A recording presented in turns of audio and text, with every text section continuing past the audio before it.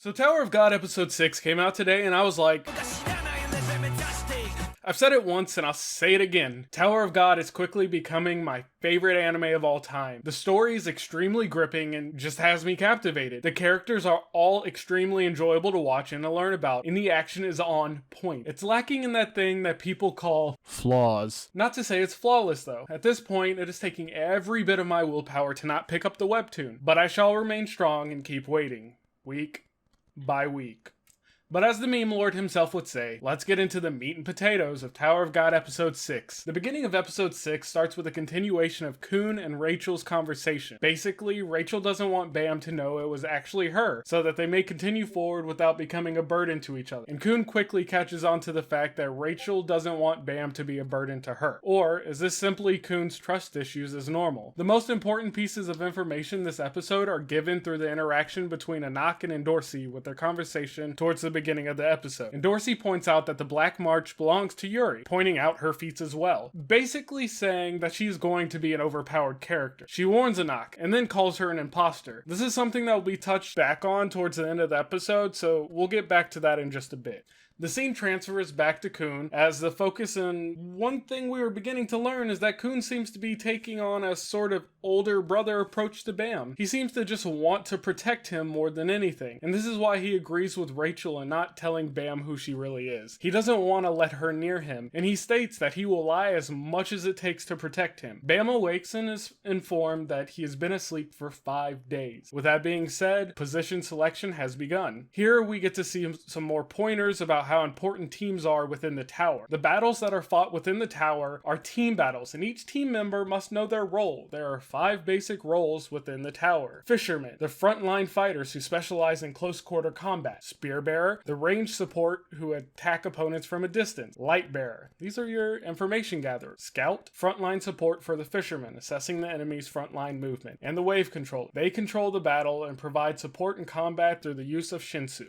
Wave Controller is a role that our boy Bam has been assigned, and it makes perfect sense after his display of power during the Crown game. Bam of course lucks out with this assignment since the Wave Controller instructor's arrival has been delayed, giving Bam extra time to wake up before he has to start training. This leads into a better explanation on how Shinsu technically works. On each floor, you must form a contract with the administrator in order to obtain the power of Shinsu. This is the current process that Bam is going through in his practice. The key point here is that the ginormous creature that is the administrator, what it says to Bam.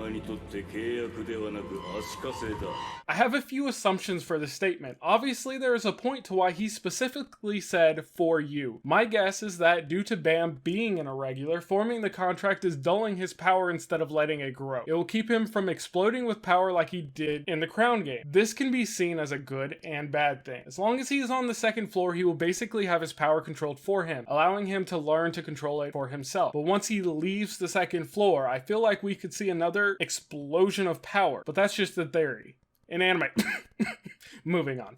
We're at this point officially introduced to Ho, who offers his hand of friendship to Bam, and Bam of course accepts. Bam comments on how Ho seems totally fine after forming the contract, which we later find out not to be true. Ho mentions lending a hand to help the weak, and Leroux quickly states, the weak. Huh? I assume at this point Leroux has noticed that Bam is a lot stronger than he seems, or he noticed the actual toll that forming the contract took on Ho, as we get to see in the next scene. But here's where the important information of the episode begins. The princesses of Jahad aren't actual sisters. They are individuals from tribes and families that stood out to be selected as a Jahad. They are strong and capable individuals who were specifically picked for their role. A game begins and we get Anaak versus Endorsi right from the beginning. Throughout this fight, we get to learn some extremely important information. The real Anaak became a ranker and was selected to become a princess of Jahad. The real Anaak is also dead, and the Anaak that we see right now is in fact the orphan child of the real Anaak, making her actually an imposter who isn't truly a princess of Jahad. We also get to learn Anaak's motivation. She wants revenge on the princesses of Jahad for murdering her mother, and the episode ends. I expected Tower of God episode 6 to follow a typical formula. Something major happened in the last episode, so this episode was going to be a slow burn. But they managed to keep the pace going as well as the hype. Even when there isn't a lot of fights or action happening, the story alone can hold its own, and I think that is one of the strongest points